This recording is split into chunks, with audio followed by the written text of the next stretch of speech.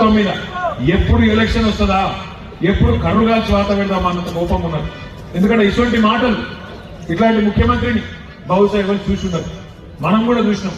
NT Ramarao గారిని చూసినాం, తర్వాత చంద్రబాబు నాయుడు గారిని చూసినాం, ఆ తర్వాత రాజశేఖర రెడ్డి గారు, రోషయ్య గారు, కిరణ్ కుమార్ రెడ్డి గారు, ఆ తర్వాత కేసీఆర్ గారిని, ఒక 6-7 ముఖ్యమంత్రుల్ని నేను కూడా నా కళ్ళతో చూసినాను. కానీ ఇట్లాంటి ముఖ్యమంత్రిని మాత్రం నేను జీవితంలో చూడలేదు. ఏం మాటలు అవి, ఎంత వెకిలి వేషలు. ఎవరో ఒకసారి ఆలోచన చేయండి. ఏమైనా ముఖ్యమంత్రి గారు 4,000 రూపాయల పెన్షన్ ఏమైందంటే ఏమంటాడు, నీ గుడ్లు వీకి గోటీలు ఆడతా. మరి మా ఆడబిడ్డలు ఏమైనా 2,500 అంటే నీ పేగులు తీసి మెడలు వేసుకుంటా. ఏమైనా ముఖ్యమంత్రి అమలు చేస్తలో 6 గ్యారెంటీలు అంటే నన్ను ఢిల్లీకి పోతే చెప్పులు ఎత్తకపోతానే మనం దొంగ లెక్క తీసుకున్నాం. ఈయన మన ముఖ్యమంత్రి, మన కర్మ.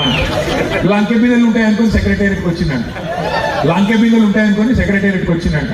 వెనకటికి ఎవడో ముఖం బాగాలేకపోతే అద్దం వల్ల కొట్టిందంట. అట్లున్నది ఈయన కథ. ఎందుకు చెప్తున్నా ఈ మాట అంటే, ఒకటే దొంగ ప్రచారం నేర్చుకున్నారు కాంగ్రెస్ వాళ్ళంతా. కిందికేంచి మీ దాకా ఊళ్ళల్లో మొదలు పెడితే కాంగ్రెస్ వాడు ముఖ్యమంత్రి దాకా ఒకటే ప్రచారం. కేసీఆర్ అప్లపాలు చేసిపోయింది, అప్లపాలు చేసిపోయింది, అప్లపాలు చేసిపోయింది.